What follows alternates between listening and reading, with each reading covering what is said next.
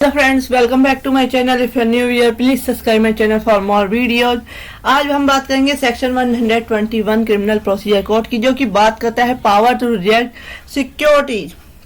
यानी कि इस सेक्शन में बताया गया है कि प्रतिभूतियों को स्वीकार करने की शक्ति है कोर्ट के पास। तो मजिस्ट्रेट किसी पेश किए प्रतिभूति को स्वीकार करने से इनकार कर सकता है या अपने द्वारा या अपने पूर्ववर्ती द्वारा इस अध्याय के अधीन पहले स्वीकार किए गए किसी भी प्रतिभूति को इस आधार पर अस्वीकार कर सकता है कि ऐसा प्रतिभूति बंधपत्र के प्रयोजन के लिए अनुपयुक्त है। इट मीन्स कि योग्य व्यक्ति नहीं है, परंतु किसी ऐसे प्रतिभूति को इस प्रकार स्वीकार करने से इनकार करने या उसे अस्वीकार करने से पहले वह प्रतिभूति की उपयुक्तता के बारे में और स्वयं शपथ पर जांच करेगा और अपने अधीनस्थ मजिस्ट्रेट से ऐसी जांच इसके बारे में रिपोर्ट कराएगा। It means power to reject securities. It means a magistrate may refuse to accept any security offered and may reject any security provisionally accepted by him and his procedure under the chapter in the ground that such security is an unfit person for the purpose of the bond, provided that before so refusing to accept and rejecting any such security, he shall either himself hold an inquiry on oath into the fitness of the security and cause such inquiry to be held and a report to be made thereon by magistrate subordinate to him. Next बात करते हैं कि ऐसा magistrate जांच करने से पहले प्रतिभूति को या ऐसे व्यक्ति को जिसने वह प्रतिभूति पेश किया है उचित सूचना देगा और जांच करने के अपने सामने दिए गए साक्ष्य के सार को अभिलिखित करेगा।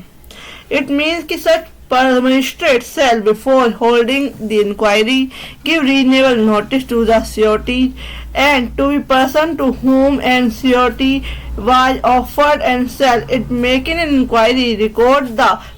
substance of the evidence adduced before him.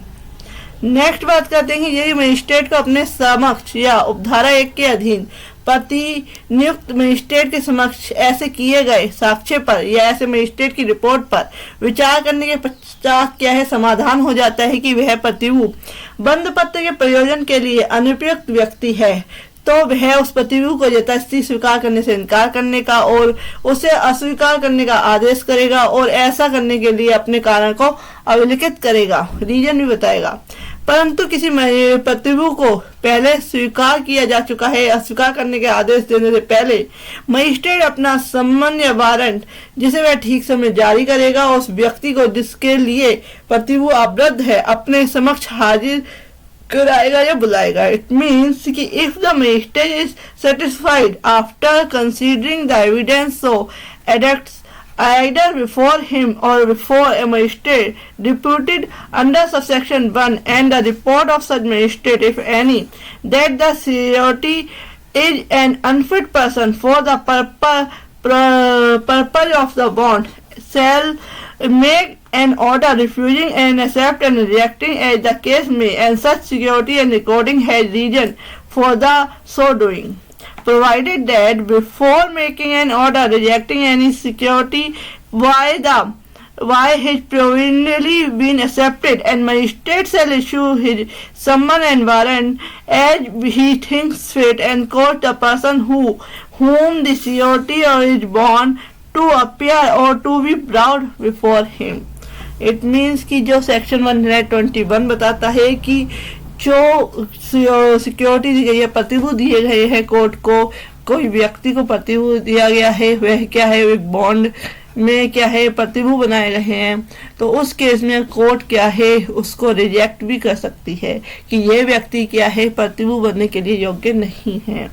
और उसका रीजन भी लिखेगी कोर्ट कि वह क्यों नहीं है, वह जांच करेगी अपने सामने। तो ये सारा कुछ बताया गया सेक्शन 121 में। If you like my video आप मेरे चैनल के प्लेलिस्ट में जा सकते हैं। Please subscribe my channel. Thank you for watching this.